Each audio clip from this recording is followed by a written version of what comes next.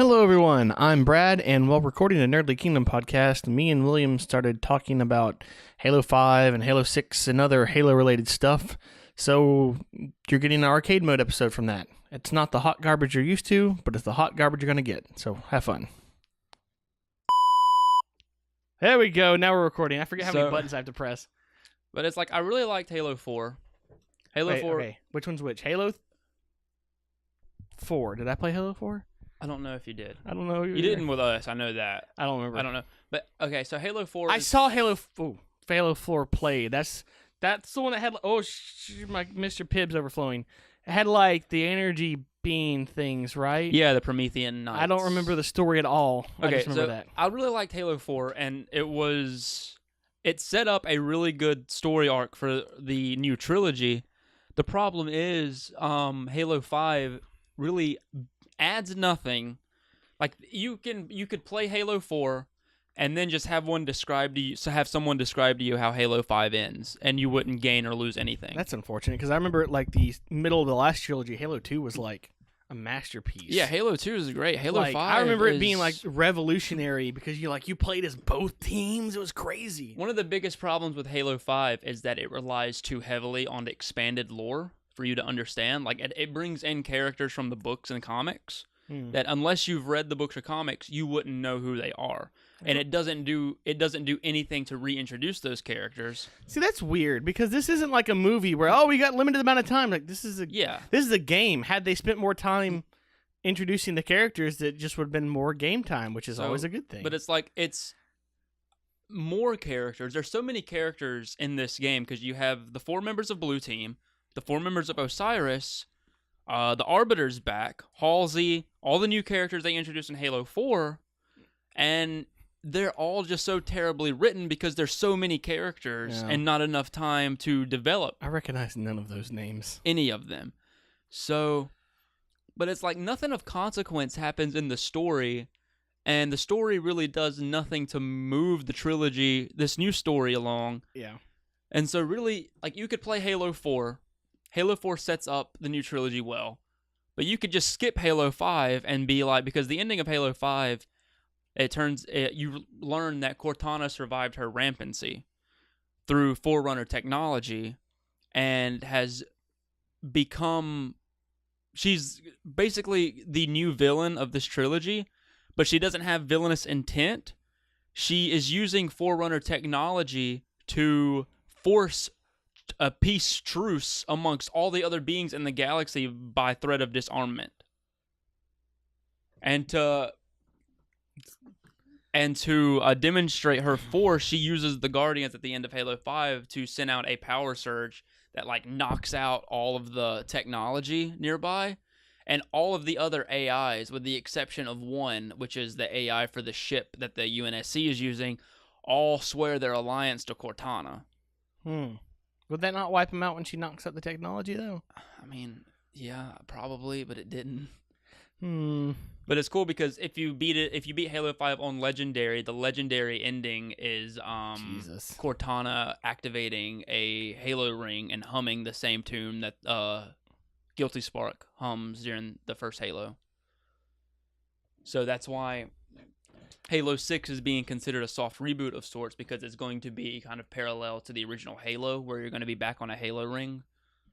That's not necessarily a bad thing. So, my question would be, as someone completely outside of Halo 5, would you consider it a bad game, or a bad Halo game? I would consider it a bad Halo game. It's not a bad game, but it's a bad Halo game. Because to me, that would actually, in my opinion, make it the first bad Halo game. Yes. Because people can argue that ODST and Reach were bad. They were not bad. They were different, but that did not make them bad. I thought what they did very... I actually really enjoyed ODST. I would love more... I never played ODST. I would love more Halo universe games where I'm not an overpowered moron, where I actually have to, maybe I shouldn't fight this and I should run away. It was interesting because, like, you didn't have to kill everyone when you were in the main hub city. You could easily sneak around them, and then at the end you find out that if you did kill everyone, that's actually the bad ending because they were in the enslaved aliens, and so you have to go back and redo it again and not kill the enslaved things. Which the main character from ODST is a character in Halo 5. Yes, Nathan Fillion. Yeah. But I'm excited. I don't care. Anything with Nathan Fillion in it. It's just the writing is so bad that you just don't care. That's that unfortunate. He's You there. should go play ODST because it's a game that's not told in chronological order, and all the characters are amazing, and half of the cast is a Firefly cast. Which ODST is it's got, in the Master Chief It's got Nathan collection. Fillion and guy that plays Jane. I can't think of his name. Josh would know. One of the bald ones. Huh? Did you say guy that plays Jane Jane from Firefly? Yeah. Oh, okay. I know who you're talking about, but I can't Because remember. he's another character too. They're basically just playing their Firefly characters. Oh, that's cool. And it's just it's because half the game is told through flashback in ODST, and under normal circumstances, I would say that wouldn't work. But I need to get around. I really playing enjoyed it ODST. because it was a game where you were just a soldier. Well, not just a soldier. You were a ODST, but you were also you were actually on a human city, and so you were actually seeing what humans are like in the future. Except everything was blowing up. But still, it was an interesting viewpoint you didn't get in the other games. And so was Reach actually. He was like, See, I really liked Reach. Reach is probably, if I were to rate the Halo games, it would be 1, 2, 3, 4, Reach, and then 5. I don't know how I feel about 1. 1 was good. 1's my favorite. Yeah, the code is the same way. That's just I think it comes down to personal preference. I think it's one of those things that 1 and 2 were so different yet so the same that just whichever one you played first is probably the one you're gonna like more. That's one of the things. That's how I rate them. 1 is balanced on everything. It has a great story. The gameplay is great. The difficulty levels are great. Everything about the first Halo is great. Halo 2 has a fantastic story, but is kind of flawed in its gameplay just a little bit because it throws so much at you and it raises the difficulty level. That's so it true. makes it it makes it much more frustrating. I think yes and no. Here we go. It may raise the difficulty level, but at the same time, you didn't have to worry about med packs, so you were a lot more. That is you were a lot harder to kill. They were going for a balance that they didn't quite meet. Yeah, and that's the weird thing going from we've Halo to gone Halo back 2. to have med packs, haven't we? Have they fully gone back to med packs? I know you didn't Reach and you didn't. Maybe it's just the Master Chief's new armor in I don't think second 4 Halo. and 5 did, but So maybe it's just the Master Chief has better armor. He doesn't need med packs. Maybe. But That's how they explain everything. It's like, oh, you can do better stuff. New armor. Woo. 3 has great gameplay and the difficulty is well balanced. I think 3 has a decent story. I'm trying to remember 3. Which one was 3? But 3 suffers from the fact that Halo 3 was meant to be the third act of Halo 2. And so they had to stretch it out to make it a full game. Oh, yeah, I can see that. So I can totally see like, that. The stories does suffer a bit from that, but it's still a decent game, so it's still really good. Right. Yeah, that's a valid point. Halo 3 is the one that Jacob breaks, I think, right? Yes. Yeah. With the scarabs. That's how I remember it. Yeah. 1 is the one that's really hard because I'm not used to the med packs. 2 is the one that I know there's this one level I still know every inch of because we were playing on the hardest difficulty on that one level. And in Halo 2, normally there weren't skulls to turn on. And Halo 2 on the hardest difficulty in co-op, if one of you died, you both went back to the checkpoint. And that level was full of snipers that in the hardest difficulty would one-hit kill you. So we had to memorize the map and where every single sniper was, and I can still do that level in my sleep. Wow. And that's the only part of Halo 2 I remember. And then Halo 3 is the one that me and Jacob speedrun. Because basically at this point, yeah, because I can. Well, the reason we speedrun it is because the same troops follow you throughout almost the whole game. Mm-hmm. And so there's this one point, me and Jacob, there's these 2 elite soldiers. One has a red stripe, one's a white stripe. Yeah, we'll give one the rocket launcher, one the Spartan laser, and they don't run out of ammo, and they just destroy. And if either one of them, if either one of them die, we go back to checkpoint.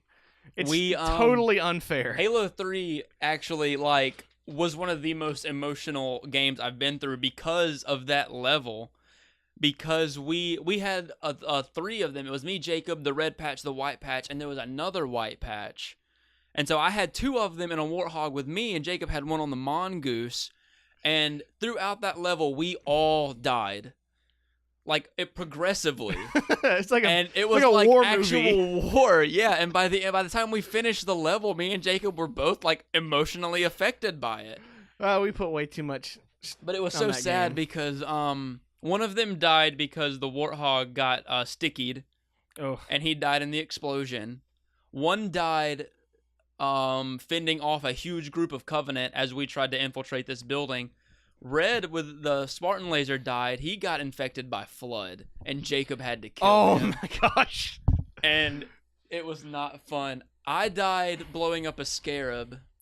That's something that I want to stress about the Halo games. We're kind of off subject about, Halo 5 in general, but the Halo series as a whole just has these moments where you feel like I remember Halo 4 not as much, and that was kind of my problem, and the slower parts of Halo 3. But there were certain parts of Halo 3 where you're like, I am in a war.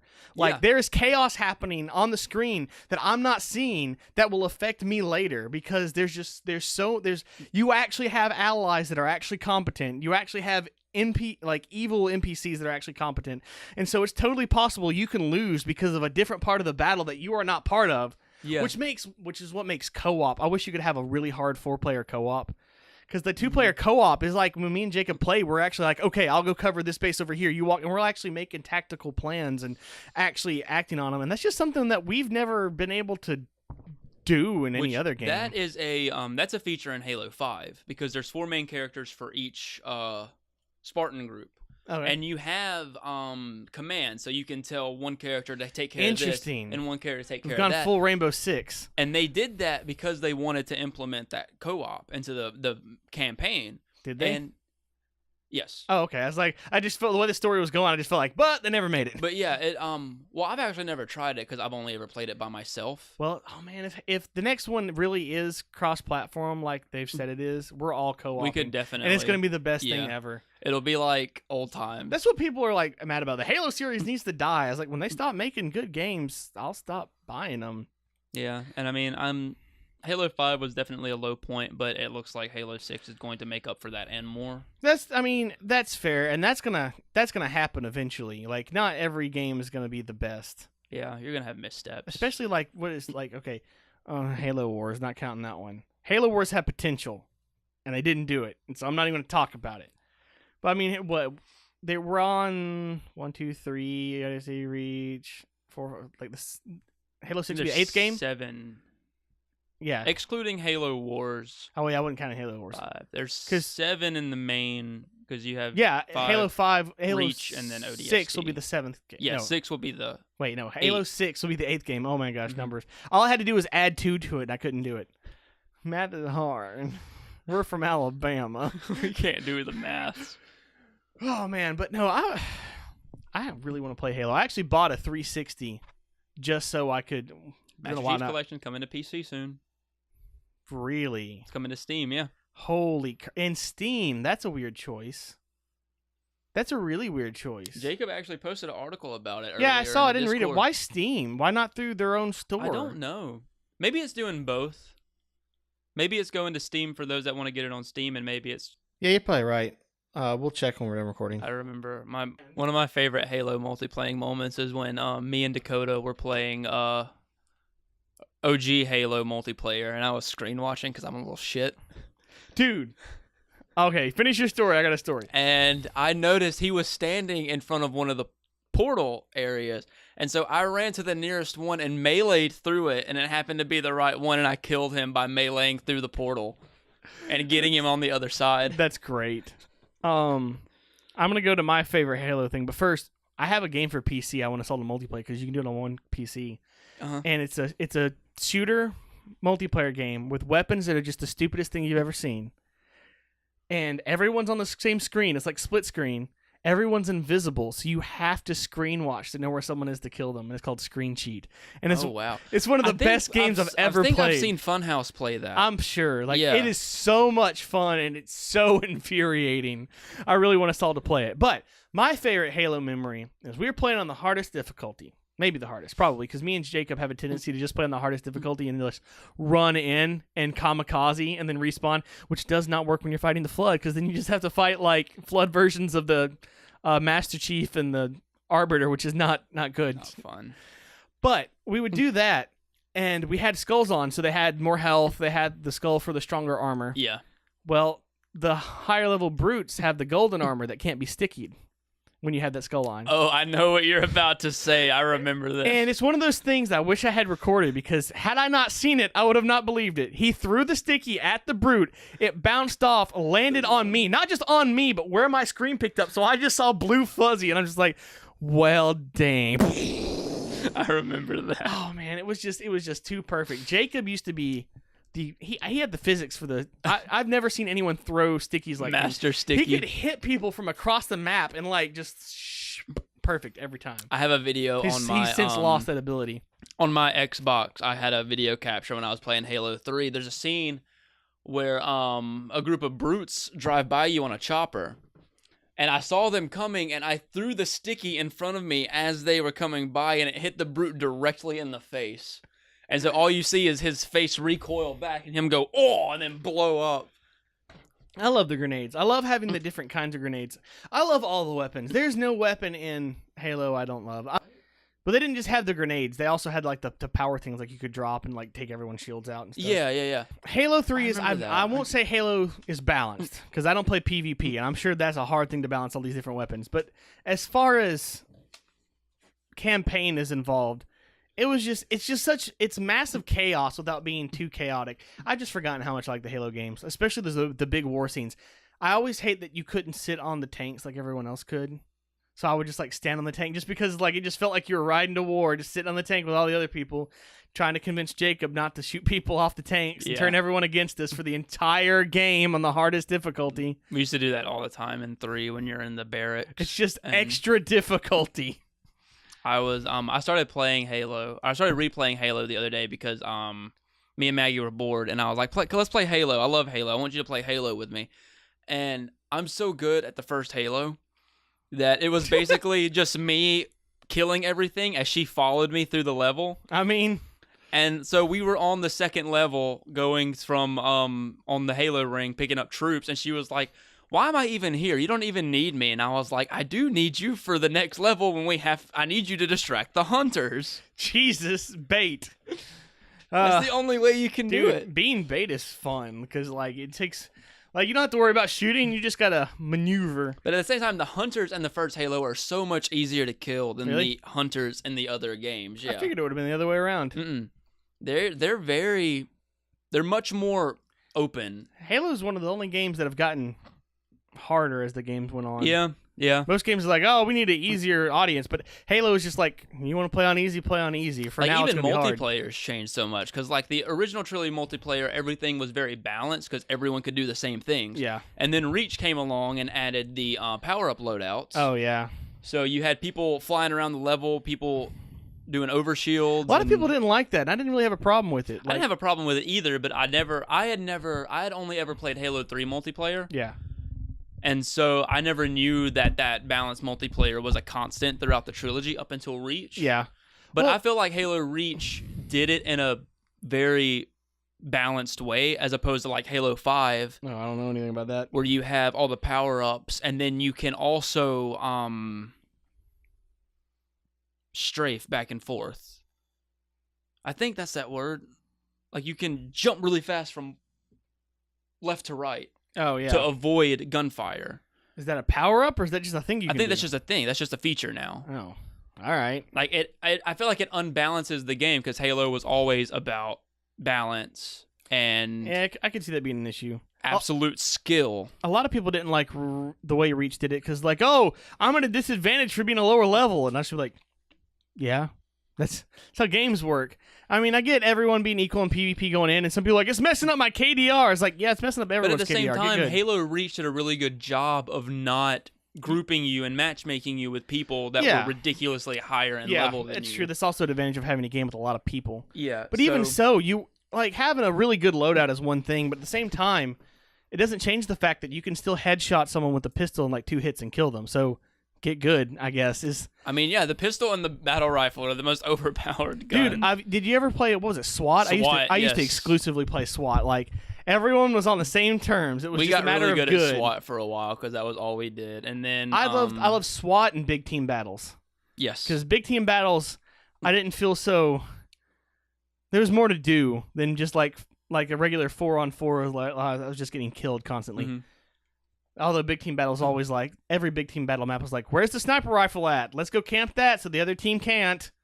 But that's one thing I liked about Reach's level design too, is that depending on what level you're doing, there wasn't very many places for you to sniper camp. My issue were levels made with the sandbox level maker thing. I can't remember what it's called. Forge? Is it the Forge? Yeah. I just seem too generic. Levels made with the Forge, because even the official levels, like the official Halo levels that are made in Forge, they didn't test them enough to test for bugs, and so there's places where you can glitch through the walls, and so like there's certain zombie levels that's impossible to beat because the survivors can glitch through a certain wall and the zombies can't, and so they just win every single time. But oh well, it's fine. It's fine. Me and Jacob used to just go into Forge, grab all the explosives and put them into one pile, and then drive a mongoose towards it while one of us stood on the back with a gravity hammer, and then smack that shit and went flying through the... We could talk about the Forge. There were a lot more options in the Forge in Halo. I think Halo Reach than Halo 4. Or ODST Halo than 3 Reach. and Reach had the most... This is one of them. There was one that, I can't remember which one now, but it was like one of the first ones they had, like the...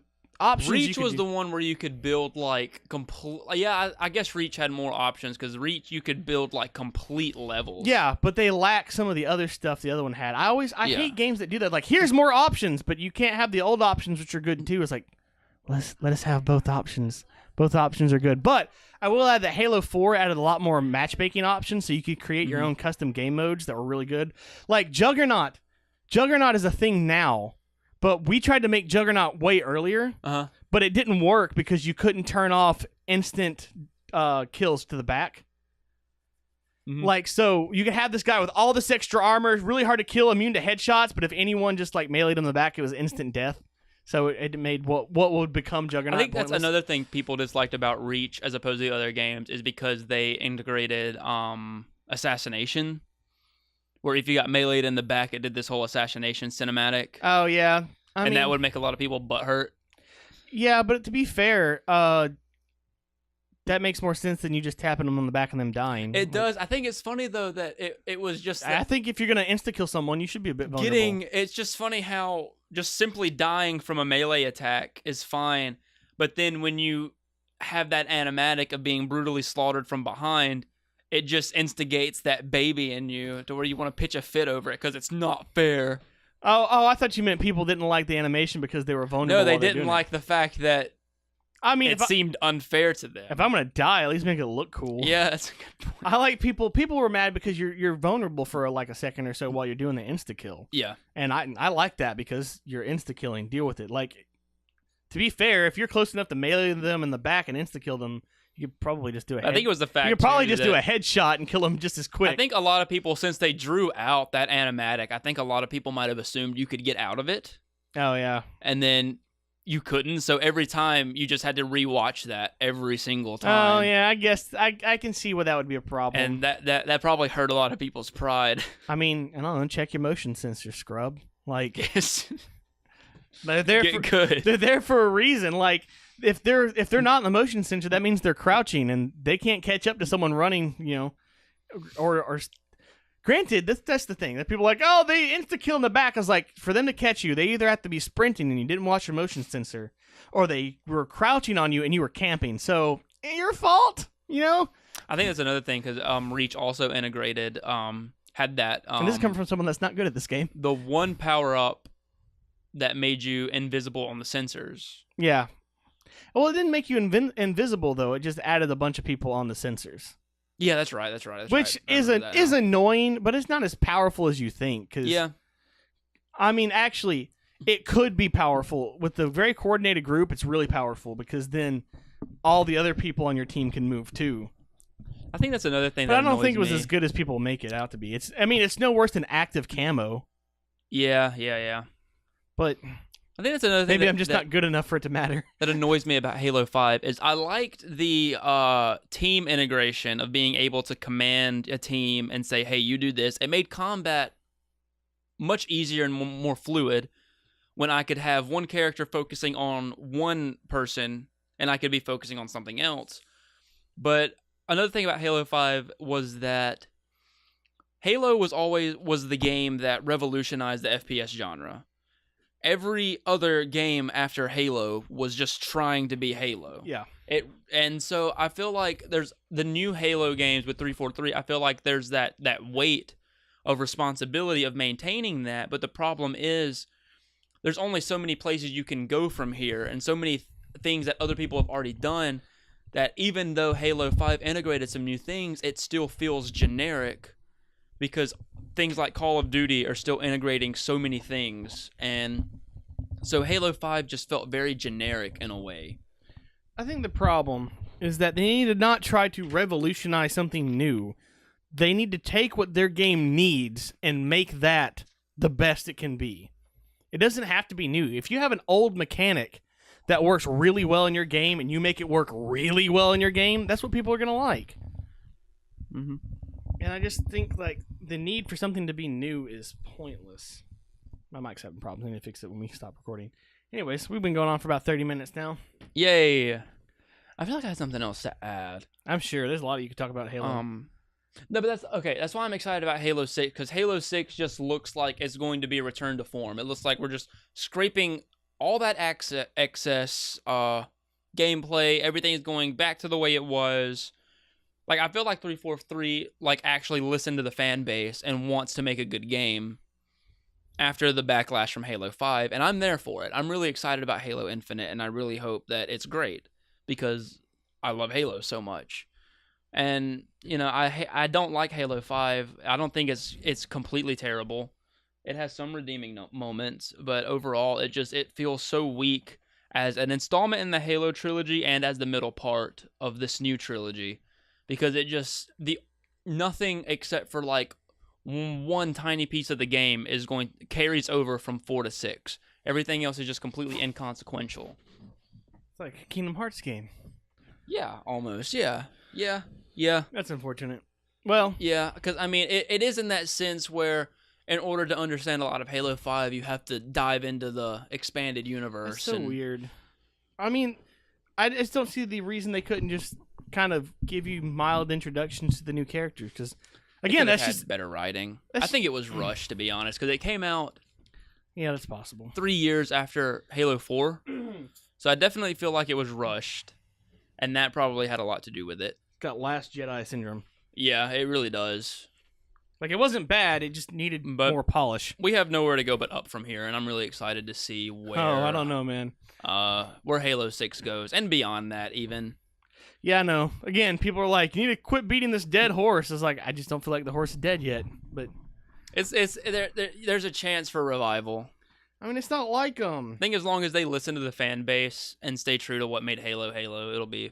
fine. And the thing is, the Halo universe is so big, they could easily, like, Halo 6 is the end for Master Chief and just have a different story in a different place. And that's what I think they wanted to do originally, and why I think they put so much focus on Locke in Halo 5, because I feel like they were getting ready to pass the torch from Chief to Locke. The only problem is 5 is so horribly written that no one liked Locke. Oh, yeah. So now that's they're not just, good. We'll just forget that never happened, guys. Well, I mean, they tried it with ODST, and there was this huge backlash. Granted, I say huge backlash. It was like 1% of the community was just really loud. And so, like, 3 months after the game came out, the only thing that was happening was like, oh, hey, this is actually pretty good. Well, like most fandoms, yeah, basically. And Reach was the same way. I don't know what any person's problem with Reach was.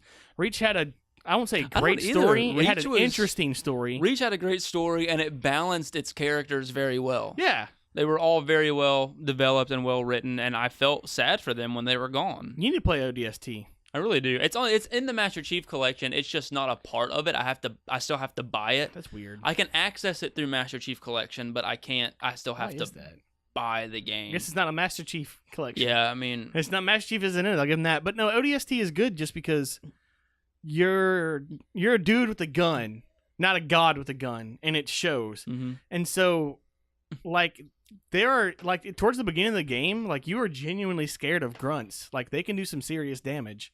And it's a weird way of seeing that game, to the point, like, the grunts will be coming at you, and you will, I actually stealthed. I stealthed in a Halo game.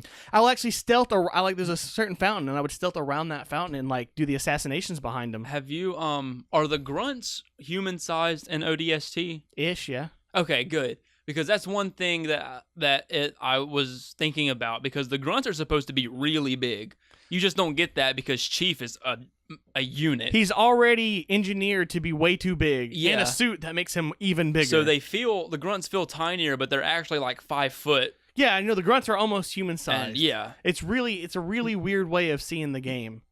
And So that makes I loved that it. interesting. It's fun. I liked it. Everyone else hated it, but I'll get around to it. it was a eventually. good game. It was just not what you'd expect from a Halo game. It still felt like a Halo game. It was just a different point of view. Mm-hmm. Anyways, we'll wrap that up. I have no idea where this is going. I guess arcade mode. Congrats. Welcome to arcade mode. There you go. Hey, William's on arcade mode now. Hey, everybody. Talking about Halo 5, 6. I need to hold on before we leave this whole thing. Let's look at that link you sent us. I didn't know we were going to be talking about Halo. It's the gaming Discord.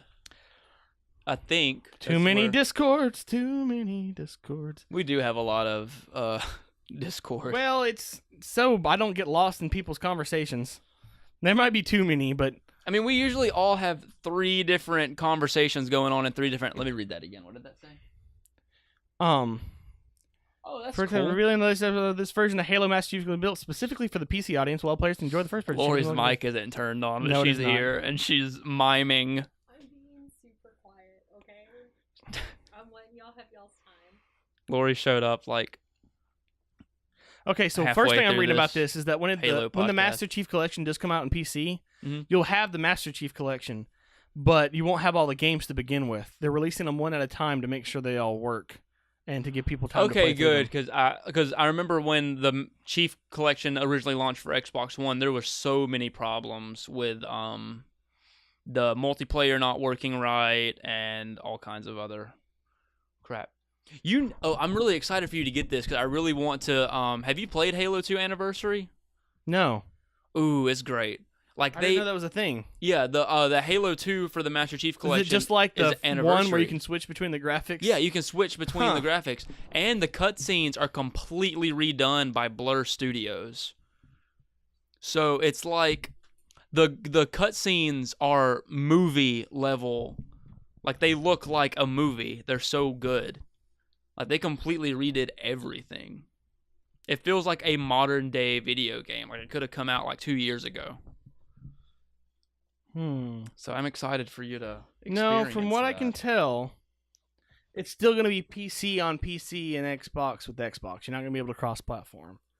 Okay. But that might be something that we can yell at them for in the future. It's not that hard for them going from Xbox to PC.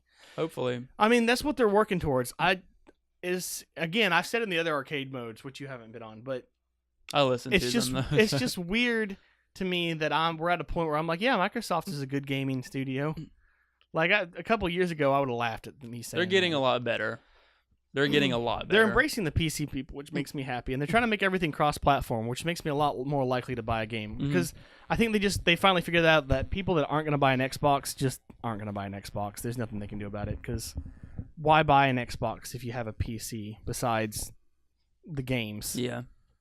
I mean, there's a couple reasons. And if you make the same game for the same people... There's no controversy. Everyone's happy. That's true, yeah. And man, if we can start cross-platforming stuff, we really will. We will all start buying a lot more games because that's really the only barrier stopping us. And Game Pass makes it so much better too. Yeah, exactly. And because that's for both, and they're trying to get everything working on Game Pass. Like for example, they're doing a really good job. At no point in my life was I going to be like, oh yeah, I'm going to actually play another racing game because I don't really enjoy racing games. But now we're all just playing Forza because we can. I have the Xbox app open. I'm like, oh, Jacob's playing Forza. Drop in, and I don't know if you've seen my car, but I manually painted my car one vinyl at a time. Took a long time as a police car, and I've even got police sirens on the top. And so I will just spawn I will spawn in the Jacob's game, turn my lights on, and just start ramming into them. It's fun. I just need to unlock the siren horn. I wish I had it. Right now it's a cowbell, which doesn't really make much sense for the That's funny. I have a normal horn, I have a cowbell, and I have a clown.